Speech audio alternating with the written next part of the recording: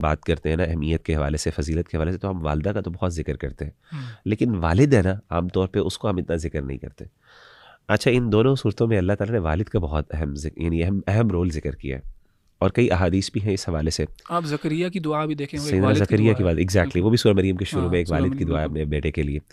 سبحان اللہ، جو والد کا رول ہے ایک بندے کی زندگی کے اندر، وہ اتنا اصل میں والدہ چونکہ اس میں محبت، الفت اور کمپیشن زیادہ ہے، اور ایک لگاؤ ہے، ایک تعلق داری زیادہ ہے، تو عام طور پہ وہ پرومیننٹ ہوتی ہے، اور اللہ تعالیٰ ظاہر ہے والدین جو ہیں وہ اگر نیک ہوں گے اور اگر اس دنیا میں نہیں بھی ہوں گے اور پیچھے اولاد چھوڑ جائیں گے نا، تو اللہ تعالیٰ ان کی کفالت کرے گا، اللہ تعالیٰ ان کا خیال رکھے گا۔ اور آئی یعنی تھنک والدین کی نیکی کا اثر ہوتا ہے اولاد پر، بالکل والدین ان کی کا نیکی فائدہ کا اثر ہوتا ہوتا ہے اور اولاد کو فائدہ ہوتا ہے۔ اور دیکھیں جتنے بھی ینگ پیرنٹس ہیں ان کو سب سے زیادہ ایک لحاظ سے فیئر جو ہوتا ہے وہ یہی ہوتا ہے کہ یار میں چلا جاؤں گا تو میری اولاد کے ساتھ کیا ہوگا، میں چلا جاؤں گا تو ان کو کون دیکھے گا، ان کا نان نفقہ کون دیکھے گا، ان کی پرورش کون کرے گا، ان کی تربیت کون کرے گا، سب کچھ ان کو پروٹیکٹ کون کرے گا۔ یہ ایک فیئر ہوتا ہے، یہ ایک ریئل فیئر ہے۔ خاص طور پہ آج کل کے معاشرے میں، زمانے میں بہت مشکل ہوتا ہے ایک فیملی کے لیے جو بریڈ ونر لوز کر دیں، یا کوئی بھی یعنی والدہ چلی جائیں، والد چلے جائیں، دونوں پیرنٹس ہوں، یتیموں کے لیے بہت مشکل ہے۔ یعنی پہلے زمانے کے اندر جیسے رسول اللہ صلی اللہ علیہ وسلم کے زمانے میں قبائلی جو سسٹم تھا اس کے اندر قبائل جو تھا وہ آگے آ کے ہیلپ کرتا تھا، لیکن اب ہم ایک انفارچونیٹلی انڈیویجولزم کے اندر رہتے ہیں، تو یہاں پہ تو اور زیادہ مشکل ہے۔ تو لیکن انسان کو اللہ تعالیٰ پہ رلائے کرنا چاہیے اس معاملے کے اندر، کہ انسان جو ہے اللہ تعالیٰ کے ہاں وہ نیک اور صالح لکھا اگر گیا ہے تو انشاءاللہ اللہ تعالیٰ جو ہے اس کی اولاد کی کفالت کرے گا، پروٹیکٹ کرے گا۔ اور یہ ہمارے لیے ایک موٹیویشن ہونی چاہیے۔ دیکھیں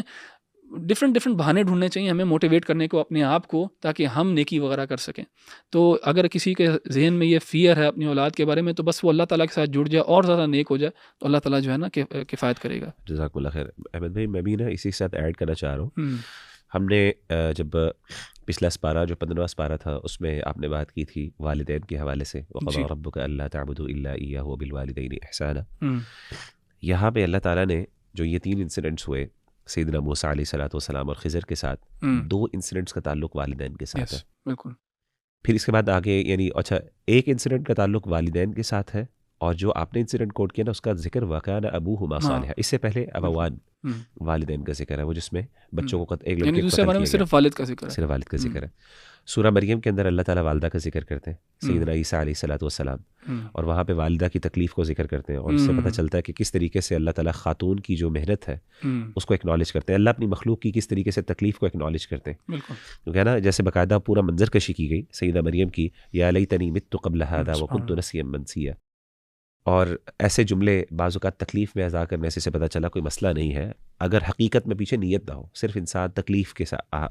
تکلیف کے اندر اگر انسان کے منہ سے جملے نکل جائے تو کتنی بڑی بات نہیں ہے۔ اور اس کے بعد احمد بھائی پھر اللہ نے دوبارہ والد کا ذکر کیا، جو علی بھائی نے ذکر کیا سیدنا ابراہیم کے والد کا۔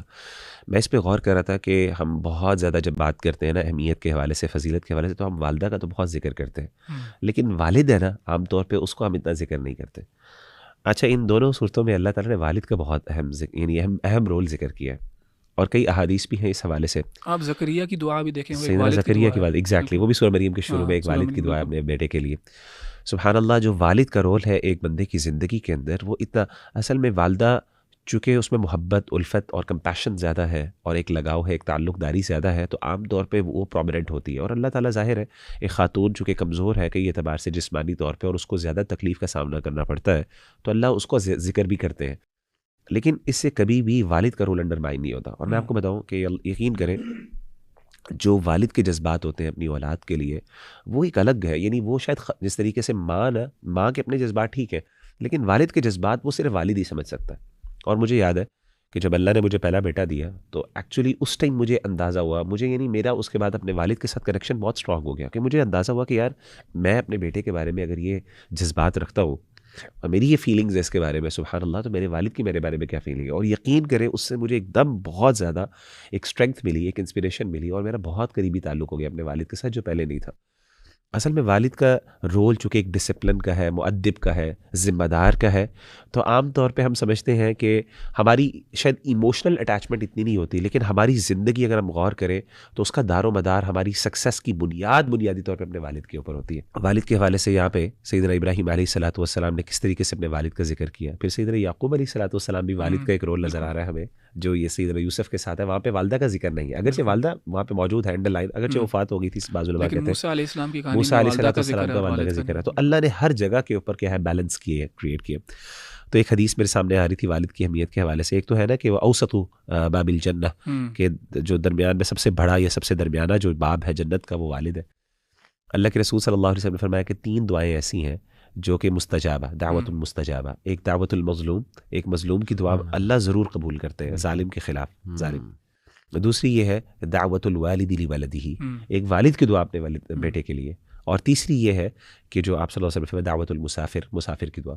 اور وہ بڑی مشہور حدیث ہے سبحان اللہ، جس میں ایک شخص آتا ہے اللہ کے رسول صلی اللہ علیہ وسلم کے پاس اور آ کے کہتا ہے اللہ کے رسول میرے پاس میرا مال ہے، میرا والد مجھ سے میرا مال لینا چاہتا ہے اور میرے پاس کم ہے، یعنی وہ میرے مال لینا ہڑپ کرنا چاہتا ہے۔ تھوڑے سے اس نے ایک قسم کے شکایت کے یعنی موڈ کے اندر اللہ کے سامنے، اللہ کے رسول کے سامنے ایک کمپلین کی اپنے والد کی پیسوں کے حوالے سے۔ تو اللہ کے رسول صلی اللہ علیہ وسلم کی جو الفاظ تھے سبحان اللہ، آپ نے کہا انت ومالک لابیک، تو اور تیرا مال تیرے باپ کا ہے، سبحان اللہ۔ اور علماء کے لیے، اور پھر وہ سیدنا عمر بن خطاب رضی اللہ عنہ کا رول بڑا، وہ علماء کے لیے یعنی یہ ایک متشابہ حدیث ہے، یعنی بڑی مشکل ہے اس کو ریزالو کرنا، کہ عبداللہ بن عمر رضی اللہ تعالیٰ عنہما وہ آتے ہیں اور وہ کہتے ہیں اللہ کے رسول سیدنا عمر مجھے حکم دے رہے کہ میں فلاں اپنی بیوی کو طلاق دے دوں، میں نہیں دینا چاہتا۔ تو اللہ کے رسول نے کہا کہ